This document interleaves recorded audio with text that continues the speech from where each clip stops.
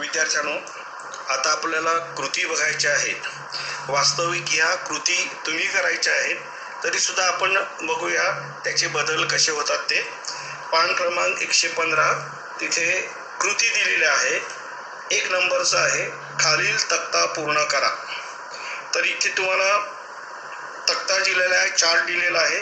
त्यामध्ये पहिल्या भागामध्ये वाक्य आहे, दुसऱ्या भागामध्ये वाक्याचा प्रकार आहे आणि तिसऱ्या भागामध्ये तुम्हाला कोणता बदल करायचा आहे ते सांगितलं आहे, म्हणून करावयाचा बदल.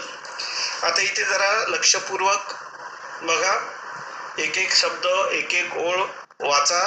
जर जमलं नाही तर परत एकदा वाचा, बरोबर तुमच्या लक्षात येईल. बघा आता बघा इथे पहिलं वाक्य दिलेलं आहे, त्याचा प्रकार आणि त्याचा बदल करायला सांगितलेला आहे. आता दिलेल्या सूचनांचे पालन करा. आता पालन करा याचा अर्थ ही आज्ञा दिलेली आहे आपल्याला, बरोबर आहे, ही आज्ञा केलेली आहे. म्हणून वाक्याचा प्रकार जर तुम्हाला लिहायचा झाला तर तुम्ही लिहिताना काय लिहाल? आज्ञार्थी वाक्य, बरोबर आहे. आणि त्या आज्ञार्थी वाक्याचा किंवा जे वाक्य आपल्याला दिलेलं आहे त्या आज्ञार्थी वाक्याचा बदल करायला सांगितलेला आहे. तिथे त्यांनी आज्ञार्थी वाक्य आहे त्याचं विधानार्थी वाक्य करायला सांगितलेलं आहे. आता विधानार्थी वाक्य करताना जो करा आहे, हे करा आज्ञा म्हणून दिलेला आहे, ते आपल्याला काढायला लागेल. म्हणून विधान करताना आपल्याला कसं करता येईल? दिलेल्या सूचनांचे पालन करणे आवश्यक आहे. इथे तुम्हाला ऑर्डर दिली नाही, इथे तुम्हाला आज्ञा दिलेली नाही, तर सरळ साधं असं हे विधान केलेलं आहे. म्हणून करा हे तिथून निघून जाईल आणि त्याच्याऐवजी दिलेल्या सूचनांचे पालन करणे आवश्यक आहे. हे झालं तुमचं विधानार्थी वाक्य. 2 नंबरचं बघा, बापरे किती वेगाने वाहने चालवतात ही तरुण मुले. आता एक्सक्लेमेटरी इथे आलेला आहे किंवा ज्याला आपण उद्गार चिन्ह असं दिलेलं आहे. सरळ तुम्हाला हे सोपं आहे, जिथे उद्गार चिन्ह वापरलं जातं ते उद्गारार्थी वाक्य आहे. हे तुम्हाला सहज शोधता येईल किंवा सहज तुमच्या ते लक्षात येईल. तर उद्गार चिन्ह जिथे असतं ते नेहमी उद्गारार्थी वाक्य असतं. तर इथे बापरे उद्गार चिन्ह आहे, किती वेगाने वाहने चालवतात ही तरुण मुले उद्गार चिन्ह आहे. वाक्याचा प्रकार ओळखायला आलेला आहे, साहजिकच हे उद्गारार्थी वाक्य आहे. आता हे विधानार्थी वाक्य करायला सांगितले पण निगेटिव्ह, नकारार्थी, बरोबर आहे. विधानार्थी वाक्य करून ते नकारार्थी आपल्याला करायला सांगितलेलं आहे. तर ते करताना आपल्या लक्षात येईल, तरुण मुलाने खूप वेगाने वाहने चालवू नयेत. आता चालवू नयेत असं आलेलं असल्यामुळे ते निगेटिव्ह आहे किंवा नकार तिथे दर्शवलेला आहे. म्हणून अशा प्रकारे या उद्गारार्थी वाक्याचं आपल्याला विधानार्थामध्ये नकारार्थी वाक्य करताना तरुण मुलाने खूप वेगाने वाहने चालवू नयेत, निगेटिव्ह आलेला आहे, नकारार्थी आलेला आहे. 3 नंबरचं वाक्य बघा, स्वयंशिस्त ही खरी शिस्त नाही का? आता इथे सुद्धा तुम्हाला ओळखणं सोपं आहे. प्रश्नार्थी चिन्ह असल्यामुळे किंवा प्रश्न चिन्ह असल्यामुळे हे साहजिकच तुमच्या लक्षात येईल, हे प्रश्नार्थी वाक्य आहे. उद्गारार्थी वाक्य आणि प्रश्नार्थी वाक्य ओळखणं सहज सोपं आहे, कारण उद्गारार्थामध्ये उद्गार चिन्ह असतं, प्रश्नार्थीमध्ये प्रश्नचिन्ह असतं. इथे प्रश्नचिन्ह आल्यामुळे हे प्रश्नार्थी वाक्य आहे. आणि तिथे तुम्हाला विधानार्थी पण होकारार्थी करायला सांगितलेलं आहे. वरचं वाक्य आपण बघितलं विधानार्थी वाक्य करायला सांगून ते नकारार्थी करायला सांगितलेलं आहे. इथे विधानार्थीच वाक्य आहे परंतु ते होकारार्थी करायला सांगितलेलं आहे. आता होकारार्थी करताना तिथे नाही का असा शब्द आलेला आहे, तो आपल्याला काढायला लागेल, कारण नाही म्हणजे नकारार्थी आहे. आणि आपल्याला होकारार्थी करताना कसं करता येईल बघा, स्वयंशिस्त ही खरी शिस्त आहे, नाही का याच्याऐवजी आहे. आणि हे विधानार्थी वाक्य असल्यामुळे क्वेश्चन मार्क पण गेलेला आहे आणि त्यातला नकार जो नाही आहे तो पण गेलेला आहे. म्हणून हे होकारार्थी वाक्य करताना स्वयंशिस्त ही खरी शिस्त आहे. 4 नंबरचं वाक्य बघा, मोबाईलचा अतिवापर योग्य नाही. आता इथे योग्य नाही असं सांगितलेलं आहे, म्हणजे इथे नकार आलेला आहे, बरोबर आहे. आणि वाक्याचा प्रकार जर तुम्हाला ओळखायला सांगितलं तर काय होईल, हे विधानार्थी पण नकारार्थी वाक्य आहे. विधानार्थी मधलं नकारार्थी वाक्य आहे, कारण मोबाईलचा अतिवापर योग्य नाही असं त्याने म्हटलेलं आहे. आता हेच वाक्य आपल्याला आज्ञार्थी करायचं आहे. याचा अर्थ आपल्याला योग्य नाही हे काढायचं आहे. मग आज्ञार्थी वाक्य करताना, आज्ञा देताना आपण कशी देतो, मोबाईलचा अतिवापर टाळा अशी आज्ञा केलेली आहे. आपण सांगतो ना, मुलांनो मोबाईलचा अतिवापर टाळा, तर इथे आज्ञा केलेली आहे. म्हणून आज्ञार्थी वाक्य होताना काय होईल, मोबाईलचा अतिवापर टाळा. 5 नंबरचं वाक्य आहे, खऱ्या समाजसेवकाला लोकनिंदेची भीती नसते. खऱ्या समाजसेवकाला लोकनिंदेची भीती नसते. इथे नसते आलेला आहे, म्हणजे सरळ निगेटिव्ह आहे, नकार इथे दिलेला आहे. त्यामुळे हे जर वाक्य प्रकार तुम्हाला ओळखायचं असेल तर विधानार्थी वाक्यामधलंच हे नकारार्थी वाक्य आहे, कारण तिथे नकार दर्शवला आहे, भीती नसते असं म्हटलेलं आहे. आणि बदल करायला सांगितले आपल्याला, प्रश्नार्थक वाक्य करा. तर इथे प्रश्नार्थक वाक्य करताना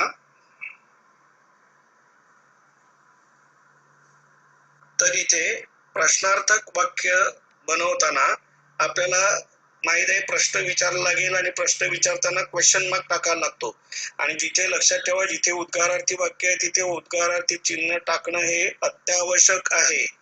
आणि जिथे प्रश्नार्थी वाक्य असतं तिथे क्वेश्चन मार्क किंवा प्रश्नार्थी चिन्ह टाकणं आवश्यक असते. तर खऱ्या समाजसेवकाला लोकनिंदेची भीती असते का, हे झालं तुमचं प्रश्नार्थी वाक्य. 6 नंबर आहे, पुढचं 6 नंबरचं वाक्य बघा, विद्यार्थ्यांनी संदर्भ ग्रंथाचे वाचन करावे.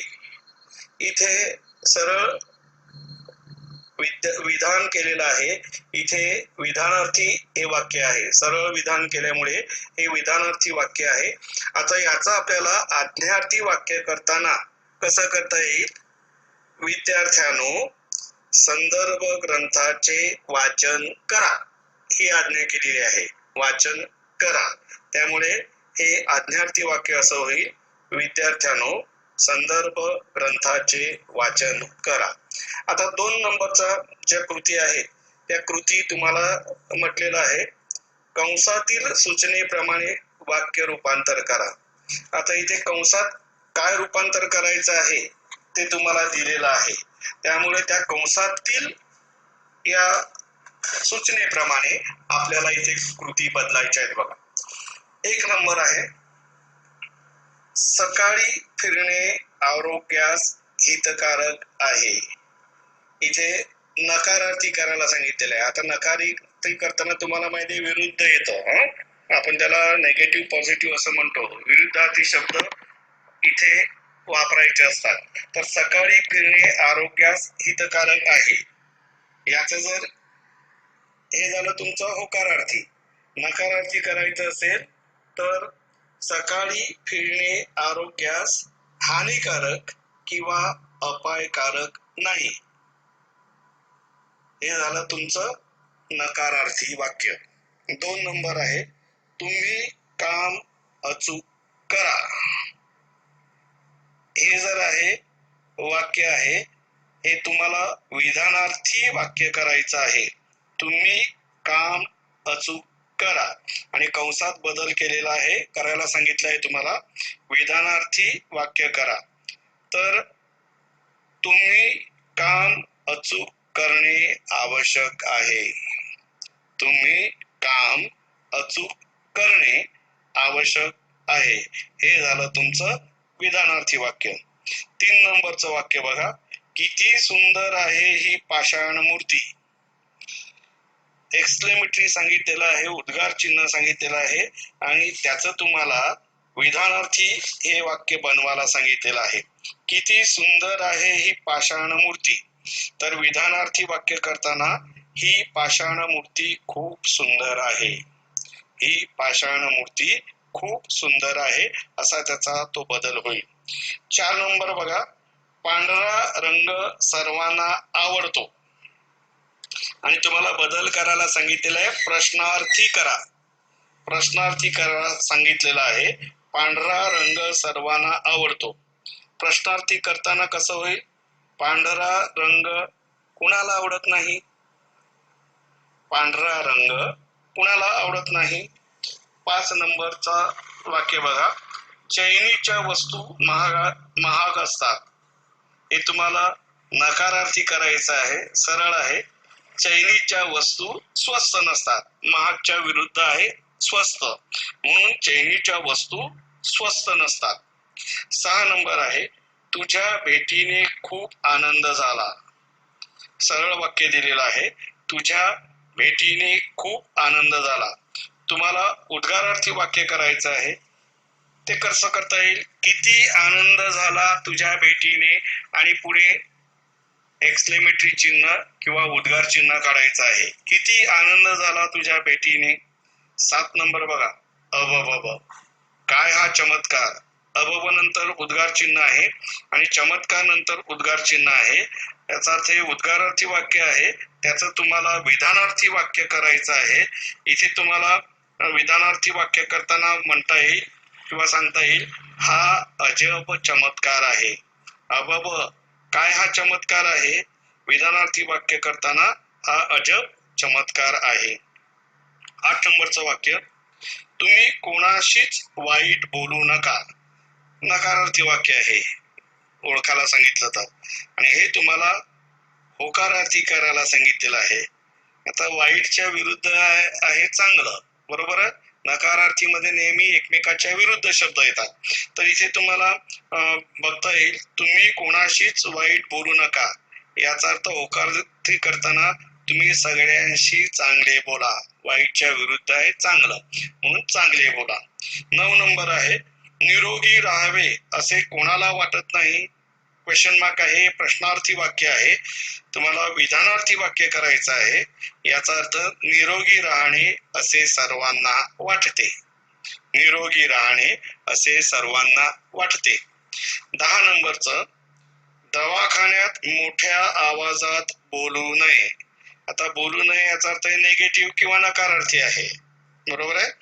आता विरुद्धार्थी शब्द येईल इथे. मोठ्याच्या विरुद्ध आहे सावकाश किंवा हळू, बरोबर आहे. तर दवाखान्यात मोठ्या आवाजात बोलू नये. होकारार्थी वाक्य करायला सांगितलेलं आहे, दवाखान्यात हळू आवाजात बोलावे. मोठ्याच्या ऐवजी हळू किंवा कमी. ओके, तर दवाखान्यात हळू आवाजात बोलावे हे त्याचं होकारार्थी रूपांतर आहे.